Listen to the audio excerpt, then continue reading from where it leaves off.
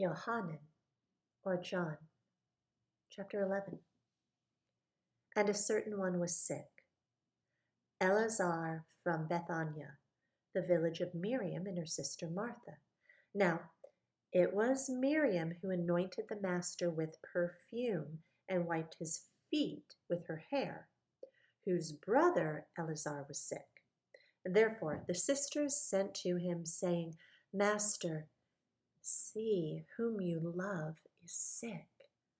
But when Yeshua heard it, he said, This sickness is not unto death, but for the esteem of Elohim, so that the Son of Elohim might be esteemed by it.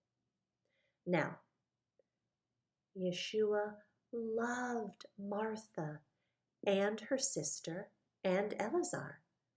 Therefore, when he heard that he was sick, then indeed he stayed at the place where he was 2 more days. Then after this he said to the taught ones, Let us go back to Yehuda. The taught ones said to him, Rabbi, the Yehudim were but now seeking to stone you, and you're going back there? Yeshua answered, Are there not 12 hours in the day? If anyone walks in the day, he does not stumble, because he sees the light of the world. But if anyone walks in the night, he stumbles, because the light's not in him. He said this, and after that he said to them, Our friend Eleazar has fallen asleep, but I'm going there to wake him up. Therefore the taught one said to him, Master, if he's fallen asleep, he's going to recover. But Yeshua had spoken about his death, whereas they thought he spoke of taking rest and sleep. So then Yeshua said to them plainly, Eleazar has died. And for your sake, I'm glad I was not there, in order for you to believe. But let us go to him. Tomah, who is called the twin, then said to his fellow taught ones, Let us also go, so that we die with him. Therefore, when Yeshua arrived, he found that he had already been 4 days in the tomb. Now, Bethania was near Jerusalem, about 15 stadia away, and many of the Yehudim had come to Martha and Miriam to comfort them concerning their brother. Martha, when she heard Yeshua was coming, met him, but Miriam was sitting in the house. Martha then said to Yeshua, Master, if you'd been here, my brother would not have died. But even now, I know that whatever you might ask of Elohim, Elohim shall give you.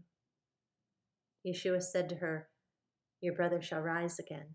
Martha said to him, I know that he shall rise again in the resurrection at the last day. Yeshua said to her, I am the resurrection and the life. He who believes in me, though he dies, shall live. And everyone that is living and believing in me shall never die at all. Do you believe this? She said to him, Yes, Master, I believe that.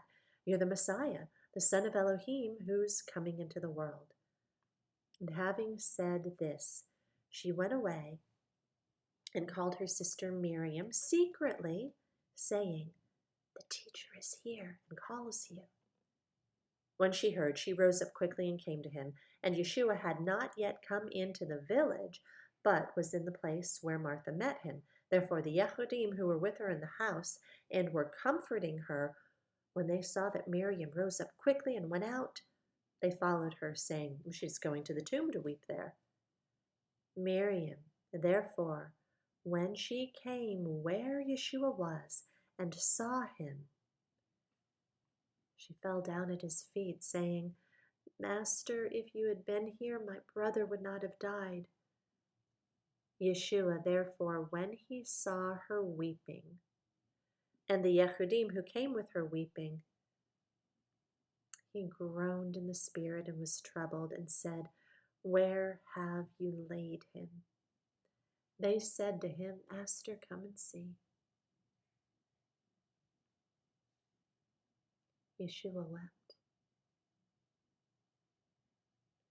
The Yehudim therefore said, see how he loved him. And some of them said, was this the one who opened the eyes of the blind? Not also able to prevent this one from dying? Yeshua therefore, again groaning in himself, came to the tomb. Now it was a cave, and a stone lay against it. Yeshua said, take away the stone. Martha, the sister of him who had died, said to him, Master, already he smells. It's been 4 days. Yeshua said to her, did I not say to you that if you believe, you shall see the esteem of Elohim? So they took away the stone where the dead man was laid, and Yeshua lifted up his eyes and said, Father, I thank you that you have heard me, and I know you always hear me. Because of the crowd standing by, I said this in order that they believe that you sent me. And when he had done this, he cried with a loud voice, Eleazar, come out. And he who died came out, bound feet and hands with wrappings, and his face was wrapped with a cloth. Yeshua said to them, loosen him and let him go. Therefore, many of the Yehudim who had come to Miriam and had seen what Yeshua did believed him. But some of them went away to the Pharisees and told them what Yeshua did. So the chief priests and the Pharisees gathered a council and said, what shall we do? Because this man does many signs. If we let him alone like this, they all shall believe him. And the Romans shall come and take away from us both our place and nation. And one of them, Caiaphas, being high priest that year, said to them, you know not, neither do you consider that it is better for us that one man die for the people than the entire nation should perish. But he did not say this from himself, but being high priest that year, he prophesied that Yeshua was about to die for the nation, and not for the nation only, but to gather together into one of the children of Elohim who were scattered abroad. So, from that day on, they plotted to kill him. Yeshua therefore no longer went openly among the Yehudim, but went from there into the country, near the wilderness, to a city called Ephraim, and remained there with his taught ones.